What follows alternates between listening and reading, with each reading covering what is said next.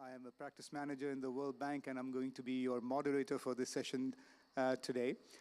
With me is a star-studded panel. I will introduce them in a moment, but before that, let me invite Jennifer Sara, our Global Director for Climate Change, to make us some opening remarks, please. So thank you, Rahul. It's a delight to be here. Good morning, good evening, good morning for those who are live streaming, maybe in Asia, awake early with us. I'm really delighted to be here and also with colleagues from other MDBs. It's wonderful to be in the MDB pavilion. And also a perfect place for us to talk about how MDBs are working together to develop a new approach for tracking outcomes in climate investments. And we know that how important it is how important global development is to improve millions of lives of people in poverty, and that we have to be done in a way that's consistent with climate goals. So this whole COP is about we do climate and development together. So for over a decade, the World Bank and other MDBs have been jointly tracking and reporting on the share of total financing that benefits climate objectives, otherwise known as climate finance. And it's a very, very detailed methodology, as many of you might know, and it's a very rigorous reporting methodology. Last year, the good news is collectively, we delivered close to $100 billion of climate finance in all the economies where we operate. And if we just look to the low and middle income economies, we together were able to provide $61 billion in climate finance, and 37% of that is going towards adaptation. So this is really, really good news. In the World Bank as well, it's important for us. Ajay actually just announced, I don't know if you were listening to him, how we're trying to up from 35% to move up to 45% on climate and nature. So that's fantastic, and we have other MDBs doing much more of lending into the climate agenda. But just when we report on climate finance commitments, that does not tell the whole story. And so that's why last June, President Banga laid out this challenge for the World Bank at the Summit for a New Global Financial Pact in Paris, and invited all the MDBs to partner with us. And we've been working together with the MDBs since then, over many months, and at the annual meetings in Marrakesh in October, we all agreed to work together to enhance our approaches to tracking and reporting on climate outcomes. Over the past months, not just do we consult with MDBs, but we've been working also with academia, with UN agencies, think tanks, and other international experts on the topic. And many people have been working on this for years and years and years. And so we're making good progress, and we've prepared a discussion paper that we'll be sharing and discussing at COP. It's called New Approach to Measuring Climate Impact, Going from Inputs to Outcomes. And it's work in progress, and it's work that we really want everyone to contribute to. Now, I think on mitigation, it's a little bit easier. There's a broad consensus around standardizing the tracking of global greenhouse emissions in gigatons and their footprint in all the different operations of the bank. We also agree on focusing on some of the key transformational sectors, such as energy, transport, industry, cities, where teams have already identified key result areas and this is something we've all been doing individually and collectively. The other challenge now is, of course, adaptation. It's a lot more difficult. And measuring and reporting results is so much more complex. And this is what the discussion paper is trying to do, is to set out a list of possible indicators that could track both country and global progress towards achieving resilience and adaptation. And one of the key important parts of this work is to identify who are the highly vulnerable populations across the countries where all of us are working. And how do we define vulnerability? How do we measure it? How do you define the populations? Once we can do that, we can better define them and see where they are, then we're going to be able to put a baseline to say, what are the targeted interventions that we can do that will help enhance resilience? And then we could track, are we actually enhancing resilience or not? And so that's what a lot of the work is, and that is really what the goal is to enhance our efforts within a priority set of results areas. We focus on high priorities that build resilience, across economic, environmental, and social systems. So the MDB community is facing the same challenge in developing outcome metrics while ensuring this approach dovetails with our respective corporate results architecture. We all have individual corporate results architecture.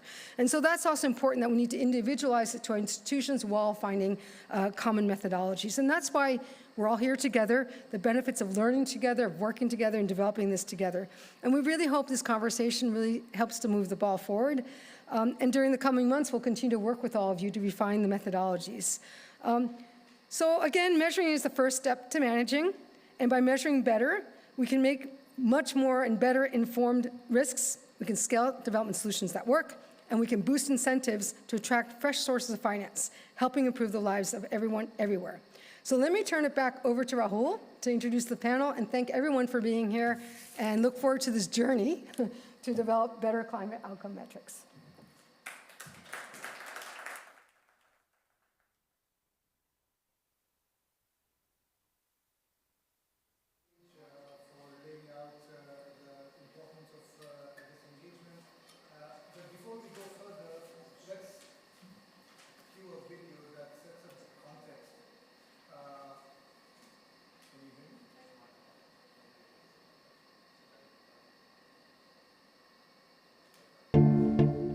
Climate change could push millions more people into extreme poverty. We need to better track how our investments are helping tackle climate change. By how much do our investments reduce emissions? And by how much do they help to increase the resilience of the people and communities most vulnerable to climate change? We will track global and country-level greenhouse gas emissions to monitor the transition to net zero emissions.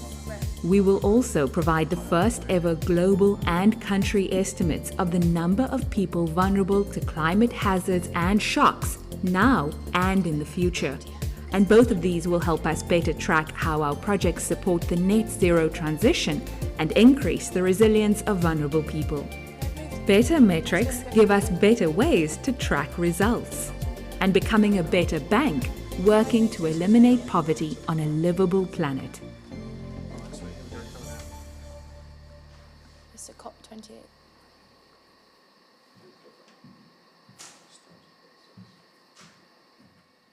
It's getting late in the day. Our mics have run out of battery, so I'm going to stand up here. It gets up juices flowing and energy going again.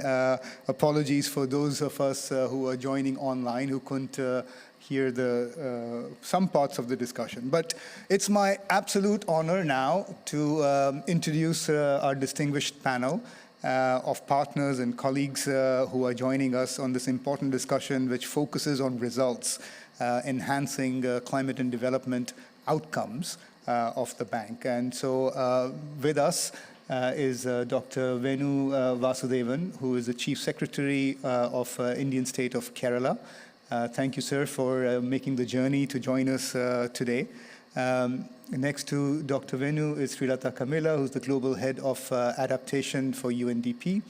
And of course, our dear friend, Noelle O'Brien, who's the Director for Climate Change for Asian Development Bank. Let me start with you, Dr. Venu.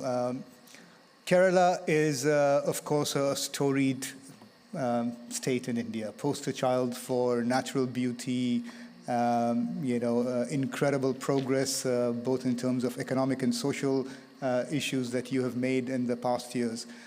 But at the same time, it remains one of the most vulnerable parts of the country as well to climate change. So talk us through a little bit about what vulnerability looks like at the ground level where you're operating from, and what measures have you taken as the government in the state to build the resilience of the population, the Resilient Kerala program that you have going on, just to sort of contextualize from your perspective.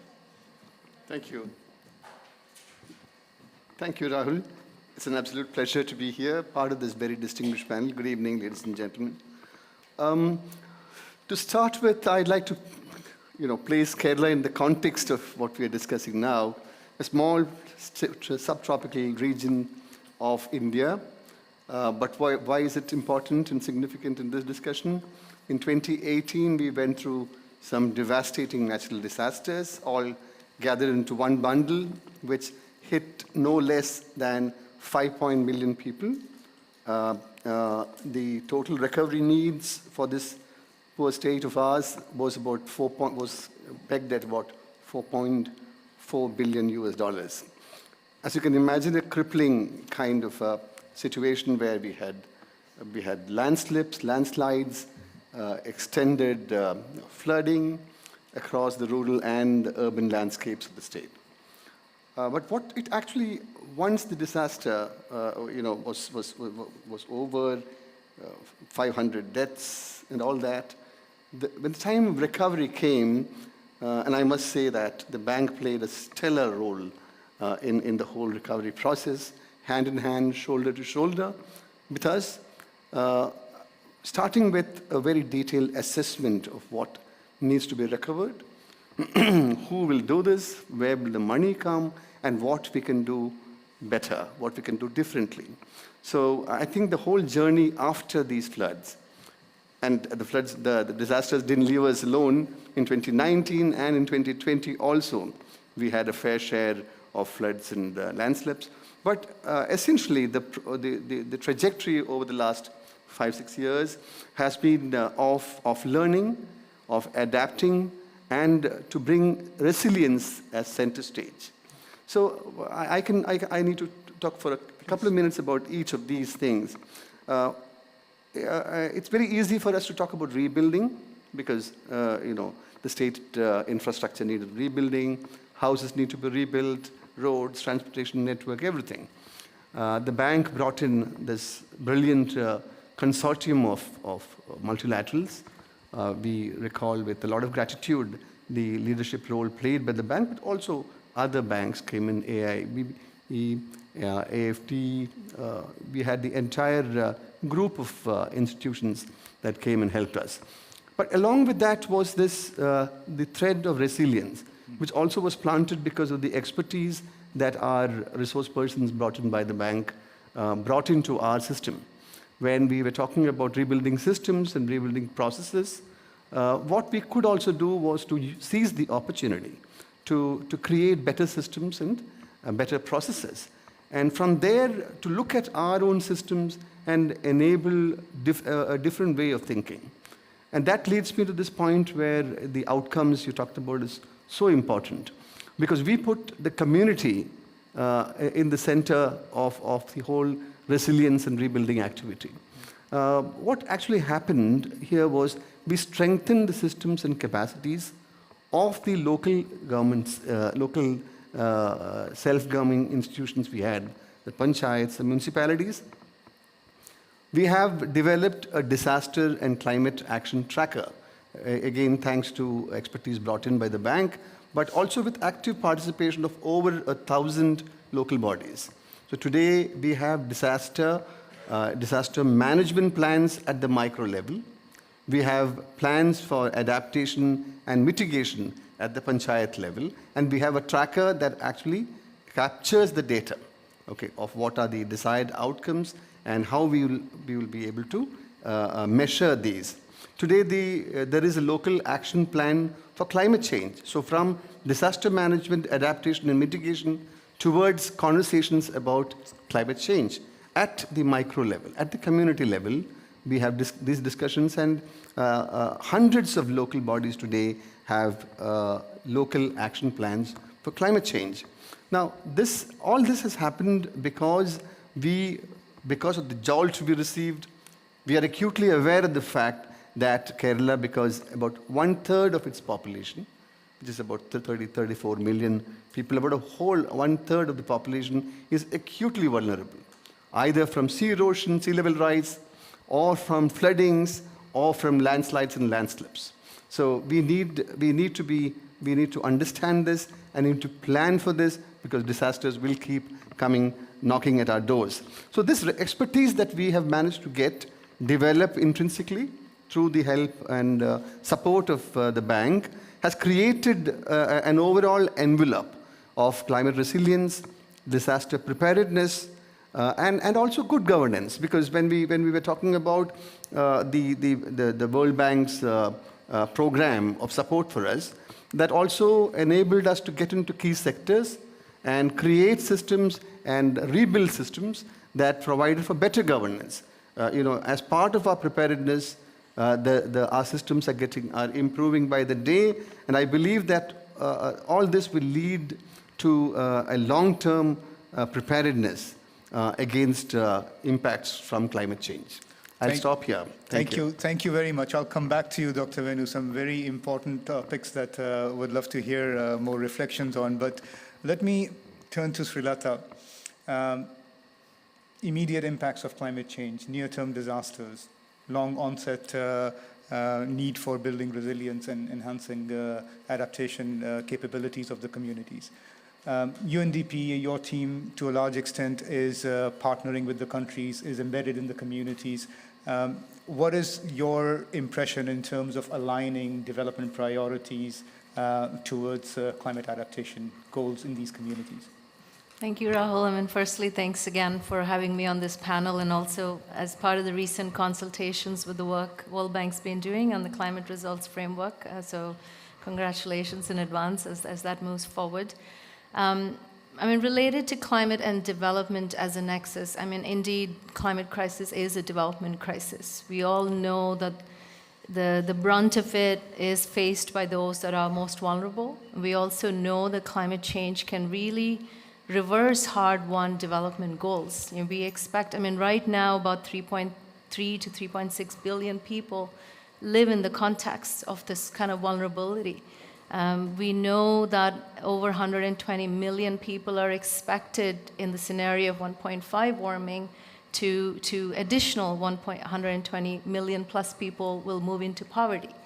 So it's no longer a question of competing priorities. I think it is a question of really complementarity and coherence, and the nexus of climate and development is an imperative, right? In terms of IPCC's report, the emphasis has been around how do you link climate change to sustainable economic development to social vulnerability and the concept of climate justice. We also know the cost of inaction. Deloitte recently put it to about 178 trillion. So there's again, I think there's important, one of the biggest important pieces of reform would be around this overlap between climate and development. And I think related to sort of the actions and the levers of climate change, if you look at the opportunities, they do abound. When you look at future of power generation, the development in markets, we know decarbonization can actually create a lot of opportunities for jobs and livelihoods, and livelihoods because you're also protecting ecosystems and biodiversity if you look at low carbon economy. IEA recently said investing in renewable energy would give us 3 times more jobs than it would in fossil fuels. And the global stocktake, while I know there's been a lot of disappointing results heading into COP, it also illustrates pathways that allow us to actually simultaneously address climate and development and poverty issues.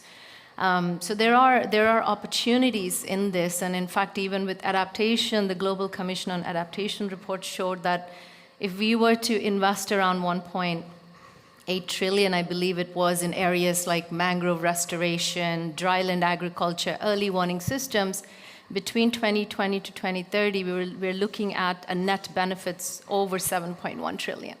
So I think all of these points to hope around the nexus of climate and development coming together. And for UN, which is as a UNDP, as a development arm of the UN system, this is part of our DNA. For us, climate action is development action. And speaking on adaptation, the work that I focus on, the work we do around cross-cutting solutions in agriculture, food security, access to water, climate information, early warning systems, ecosystems-based adaptation. All of this is towards advancing SDGs, and in particular around leaving no one behind and looking at the vulnerable population. So our work right now, it's around 1.6 billion portfolio with about 3 times the co-financing leveraged, and the completed projects, the investments have really shown, over like income increases to using with, climate resilient agriculture, increase in access to water, increase in health,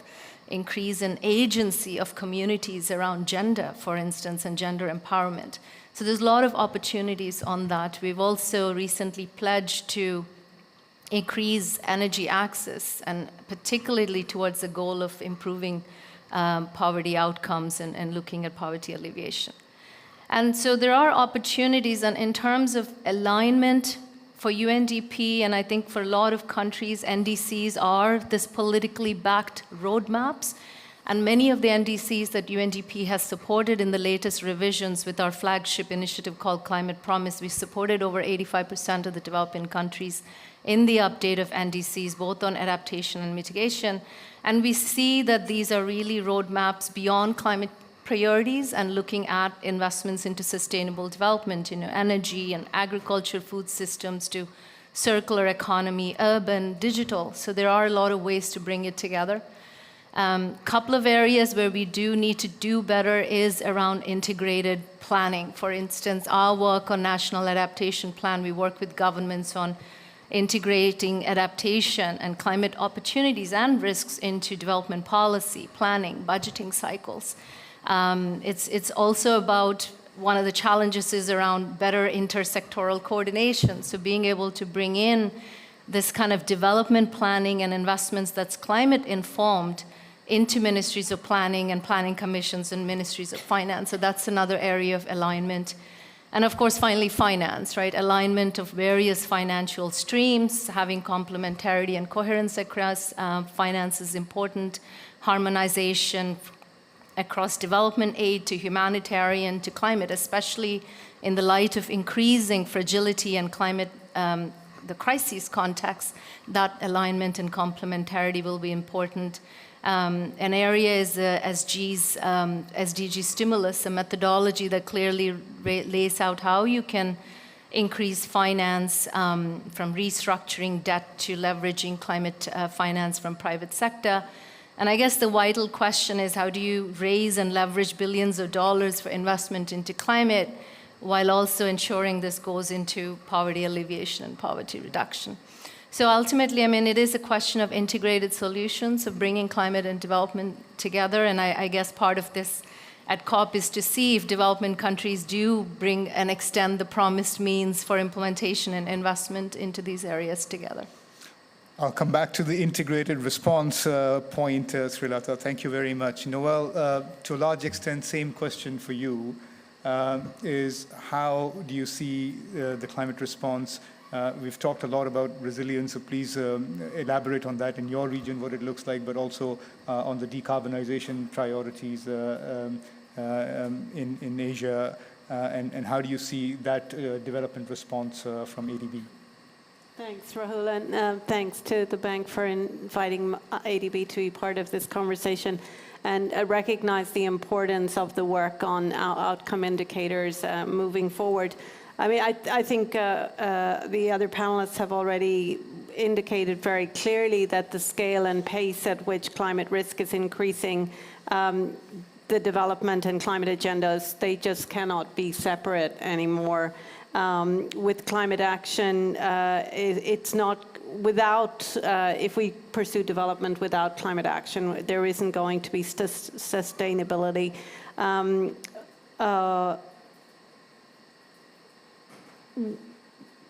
I'll give a couple of examples. I feel that it's just critical that every single development decision that we take is in the context of a very clear understanding of the long-term climate context. You know, and there's some work we did and we released 2 years ago, but in Tonga, in the Pacific Islands, where you look at large-scale infrastructure development. But if you look at that infrastructure development within the context of a multi-hazard assessment, for example, you know, you have a plan for transport infrastructure. But if you look in the context of a potential sea level rise of potentially 70 to 80 centimeters by the end of the century or higher, you start to understand that the frequency of spring tides that's coming through those communities, that's coming through the services, a lot of the livability has ceased to exist. So the value of the infrastructure that you may put in, it's a large road or a large bridge, no longer has the same kind of value. In fact, my concern goes further that by continuing to support such investment, you actually move into a maladaptive process because you encourage investment, you encourage the construction of assets in that zone, and often that's amongst the poor and the vulnerable. And so I think there's a whole lot of area that requires that what I consider sometimes as future risk, and how we bring that very much into part of the considerations that we're looking at. But a lot more of the work from the MDBs involves really a shift away from our business as usual investments. So a lot more upstream engagement, a lot more policy work, that consideration at the institutional level, and how we look at investments in a more holistic manner and take that decisions. And I think, I mean, some of that is in the policy context. You mentioned already some of the work we're doing.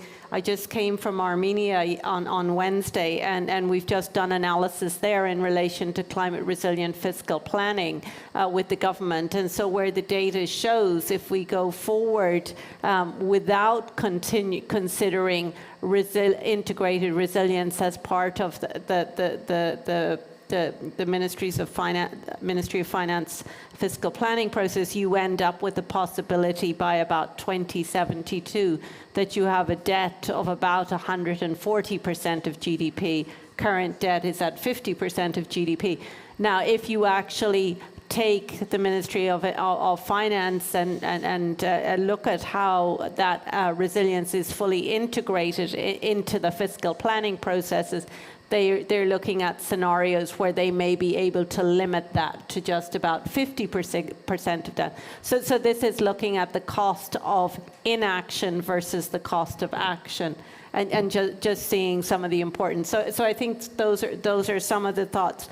I think we could spend a lot of time talking about the whole question on just transition, etc. But I'll wrap it up there and come back to it later. Thank you very much. I think I'm allowed to sit now, so I'll come back and join you. Perfect segue into halfway point of the discussion. So look, I think it's quite echoing commentary from all the three panelists in terms of what the business as usual reality is in terms of development priorities, integration of climate. No fragmented approach, no siloed approach makes sense. Our response need to be multi-sectoral, multi-dimensional that take into account several factors of the adaptation and resilience aspects. But at the same time, my personal reflection is that we spend a lot of time talking about how much money we have deployed for climate response, right? Like how much climate finance are we deploying? If you compare that to some of the other major global challenges around, say, poverty, we don't talk about how much money we have deployed in poverty, right? We talk about, here is the poverty line, here is how many people are below poverty line, and what do we need to do in terms of income levels, in terms of education, in terms of health services to lift people out of poverty. And I think, on the climate aspects of all of the work that our colleagues are doing here, to tell an integrated story around, well, what results are we achieving? What can we talk about one target that can determine in the end that we are being successful, our outcomes, our impact are being successful. I think on the mitigation side, broad consensus on greenhouse gas emission accounting, what's the footprint in our engagements, how we are contributing across key transitioning sectors from energy to transport to industry. But on resilience, there is still quite a bit of challenge in trying to find both simplicity, standardization, as well as aggregability. So Noelle, maybe I start with you this time. What's ADB's ongoing work in terms of determining a framework of results and reporting on your climate action, and particularly shedding some light on the vulnerability and resilience dimensions? Thanks, Rahul. And I mean, it's really vitally important work. We're very much at the early stages of this work, and will be the process has been so far to actually look at what are all of the indicators for resilience that have been used across the MDBs in all range of investments, and start to narrow that down into a small basket or of indicators that may be trialed and tested over the course of the next year. But obviously, from the perspective of poverty, the question is, how do we continue to monitor the underlying vulnerability, which is the fundamental part for our work on adaptation. With that, we've established a community resilience partnership program, which is focused on the nexus of poverty, climate, and gender. And so exploring various ways of working with communities, with local level adaptation investments, to start to address that with the most vulnerable communities. I think in any of these contexts, part of the challenge is data. That's data when it comes to cases where it's obviously how much social data is being gathered. Some of that is being integrated into expanding work on social protection, supporting governments to establish social protection systems. How do we ensure that they have the appropriate data that supports that? And I think part of that challenge is for governments to take that decision that the data investment is the critical part, and what is the long-term value with that. And obviously, the COVID context made that importance of social protection far greater for many of the communities with which we work. And I think particularly in the Pacific context, where just the whole fundamental income and food distribution was such a critical part of the COVID context. I think, in other contexts, it is often just also the basic data that lies around the climate and how we understand the physical parameters, how we understand change, how we understand what types of investments are going to be appropriate. Is it nature-based solutions? Is it investments that have to be much harder infrastructure to protection, or in some of the context in the atoll, the 4 atoll nations? The question for us is, do we shift and put a lot of effort into capacity development? So if there is that requirement on shift, moving and migration, what does that start to look like? So it's a whole body of work that we will be continuing to focus on throughout 24 and 25. Fantastic. Would love to see as it develops, Noelle. Srilata, same question for you on reporting. How do you hold yourself accountable at UNDP in terms of what targets and results that you're going to achieve in terms of not just the outputs, but outcomes and impact to the community? Do you have a corporate dashboard? Do you have the work that is going on and links to the MVI, the multi-dimensional vulnerability index that UNDP is leading on? So some reflections on that topic. Yeah, no, thank you, Rahul. And maybe we'll take a step back. It was interesting to see how the challenges resonate across what we all face when we look at this. And in fact, before we even think about the measurement of the impact, it's still patchy, the work on understanding climate risks and impacts on the socioeconomic sectors.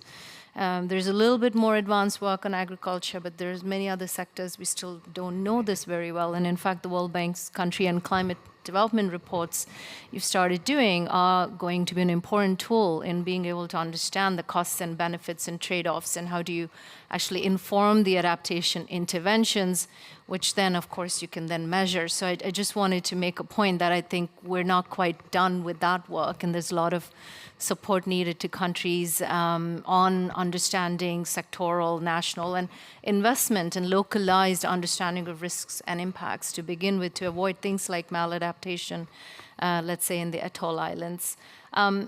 And then, of course, with adaptation, it's because we don't have a single number, it's all the more complicated. I think the challenge is one of attribution, both of understanding the climate dimension, and in the case of adaptation, the additionality.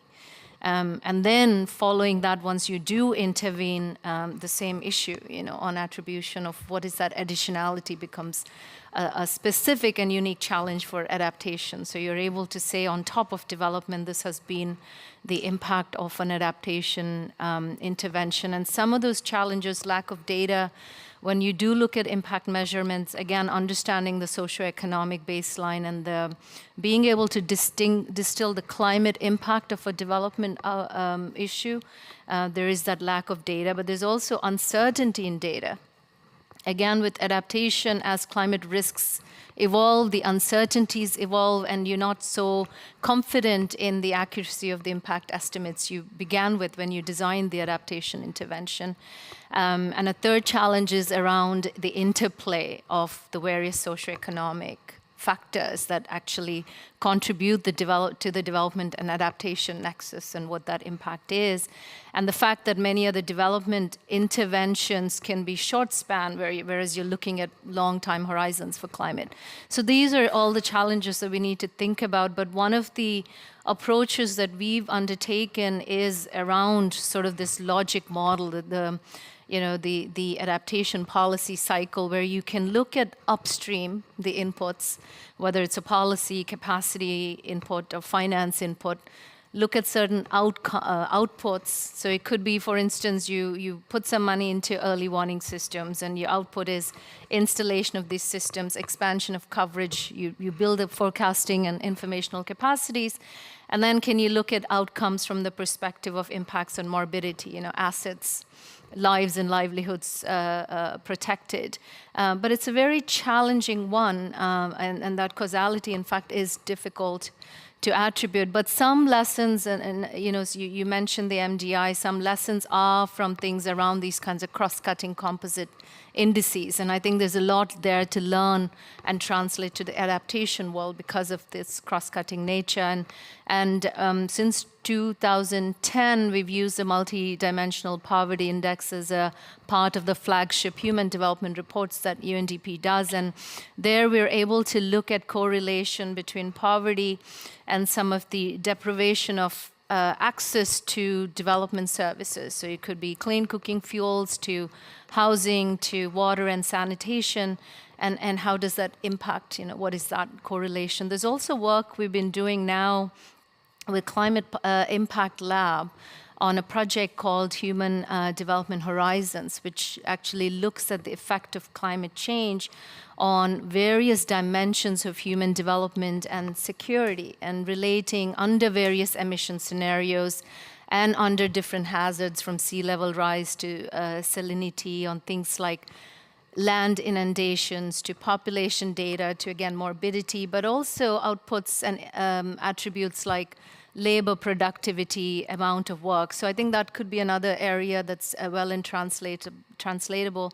And finally, I do want to highlight that work that I know World Bank also does in the poverty space in terms of impact evaluations. And that's an important one. We've done this with our Green Climate Fund work. There's about 12 projects underway where we've done impact evaluations, and there's one we're doing in Vietnam to look at a counterfactual in the absence of the project, which is a combination of ADB loan with GCF grant on last mile irrigation and rain-fed agriculture, but climate resiliency as part of it. What would be the impact on poverty level? There's a project we're doing on impact evaluation around vegetation in Mongolia, and how in the absence of a project on watershed and land management, what would incomes translate from protection of herds to income levels for the herders.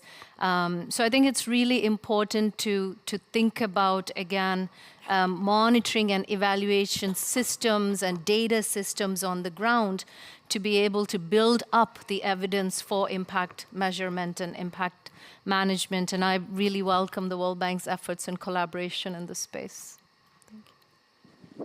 Thank you very much. Very shared perspectives and challenges on that topic, Srilata. Dr. Venu, perhaps the final word to you on this topic. You've heard our experts talk about both in terms of response and aligning development and climate priorities to the needs on the ground and how to really prioritize in a way, right? So I think that's the approach, is not so much a results framework for the sake of a results framework, but how do you then develop a theory of change in the response that you as the government leads and we as development partners rally behind you. So what is next for you in terms of furthering this cause in Kerala, and would a system of prioritization and tracking results and holding yourself as government responsible for the citizens be useful for you? Thank you. I would like to say that the work we are doing currently in Kerala holds a lot of promise in terms of providing some interesting data that can contribute to this whole conversation about outcomes itself, right? Because we are doing it at the very, very localized, hyper-local level, if you want to call it that. And so that's very important because we are taking the right steps at the moment. I mentioned about the disaster and climate action tracker. It is a structured kind of a tool, simple in operation, which can be operated at the localized, at the hyper-local level, okay? And basically the idea, and we are learning together. It's not as if a finished product was brought in and thrust upon the community. Through workshops and interactions, the tracker has currently taken a little shape. Basically, I want to just go back and talk about this idea, which the discussion paper also talks about, as to how do you, what kind of results are we looking at? And then you're bringing in the people as well, right? Basically, you're saying how many people are benefiting, right? And arguably you are in a little bit of a confusing space there, because how can you ascribe this directly to an intervention, or is it an organic, a separate organic development? One doesn't know, and probably we will fine-tune that knowledge as we go along. But I'm talking about more than financing here. In the case of Kerala, I think while the financing has been very, very useful for us in rebuilding, I think the more important part from a resilience perspective is this whole discourse that we've managed to ignite, and encourage at various levels, whether it is a departmental level, improving systems there, but more importantly at the community level, by saying how are the smallest adaptation project that we can bring into this onto the table is going to positively impact a certain group of people, right? And that doesn't take money at all. We are talking about using the small finances of the local panchayat, the local self-government unit, in order to improve, in order to probably create a mechanism of mitigation or adaptation, right? And if that can be measured, what are we saying? We are saying that across climate action can be at different levels. It does not necessarily need to flow from financing alone, right? It also can develop from capacity building, right? And that is the model through which we are currently going through. But I can also take this forward by saying, now if you look at outcomes and financing, there are several new models that can emerge. In Kerala, for instance, I have mentioned this earlier as well. So looking at Kerala as a net sink, because Kerala is already green, and we believe that we can actually become a huge net sink for the country, if not for a larger region. We need innovative financing with very specific measurable outcomes, right? I have close to 30,000 hectares of monocrop plantations. Eco-restoration, converting that and getting it back as rainforest could be a 30-year project, okay? Resulting in very clear measurable outcomes. And in the process also, the process of eco-restoration involves thousands of livelihoods, right? So what I'm submitting is that while financing can bring in extremely interesting and innovative climate action projects, it is not the be-all and end-all. But I think we can agree that outcomes can be measured, if not in full, substantially, however small they are, but the impact and the outcomes are something that has to be continuously monitored for us to move this agenda forward. Thank you. Thank you very much, Dr. Venu. I think, my takeaways very much shared priorities and vision forward, a lot of echoes in terms of what you're seeing on the ground, leading an important agenda in your state as well as in your agencies. And from a standpoint of really, what gets measured, gets managed, developing this framework is of common interest to all of us. But it's with its challenges, aggregation is a challenge, attribution is a challenge, simplification is another huge challenge, because then you have a dashboard of 1,200, indicators that each one of them are important. But so how do you try to make sense of it all? And certainly when you're implementing, it's not just about the outcomes, but as much about impact and evaluation of that impact. But more important than anything is the collaboration that is required to get this right. It's going to take us many, many iterations and efforts. And here I think we point to the experience of our poverty teams when they were working on this for many decades in terms of defining poverty and vulnerability through poverty, and what are the various dimensions of lifting people out of poverty. And so perhaps to close the discussion for this evening, let me invite Manuela Francisco, our Global Director for Equitable Growth, Finance and Institutions Group, to give us her insights and reflections on the discussion today. Thank you so much. Can you hear me?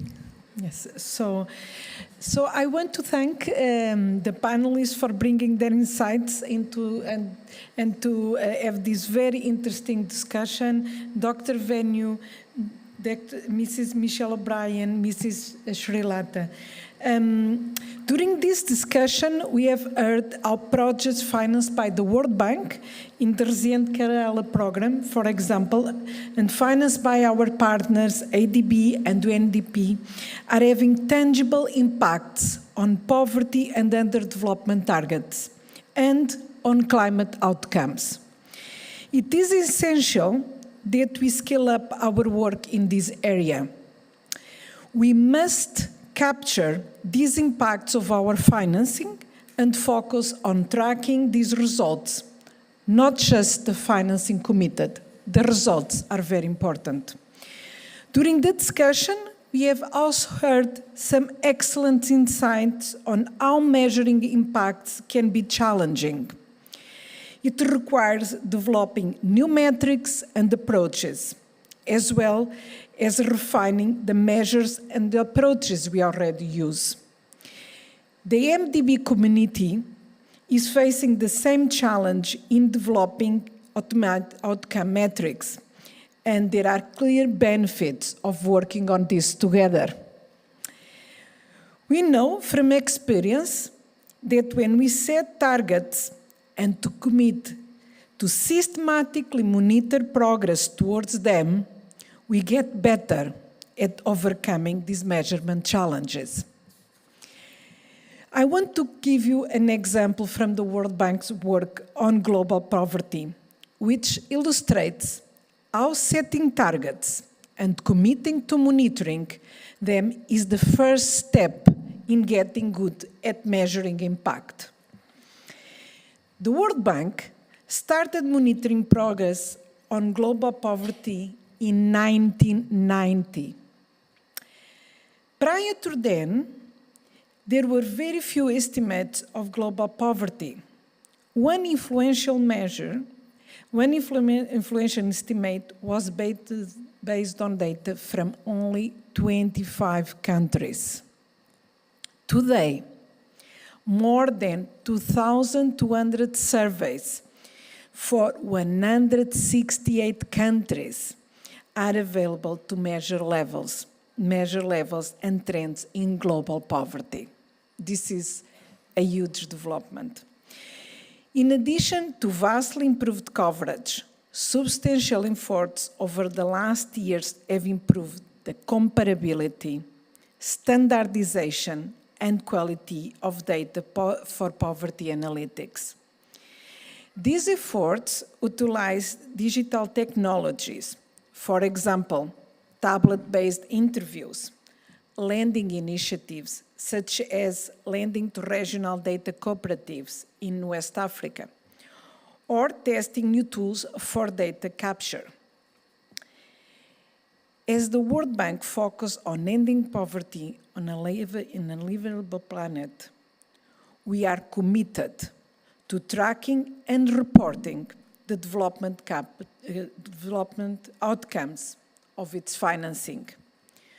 We have a new corporate scorecard that focuses on this and the climate results.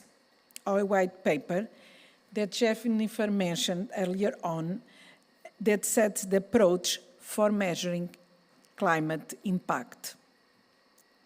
We look forward to working with our clients and MDBs and our partners overall in these methods and approach to develop this further. I want to finalize, thank you, and asking everyone to congratulate our panel for an excellent discussion. Thank you, Manuela. Thank you, colleagues. Let me just close by saying that later in the week, this white paper will be publicly available.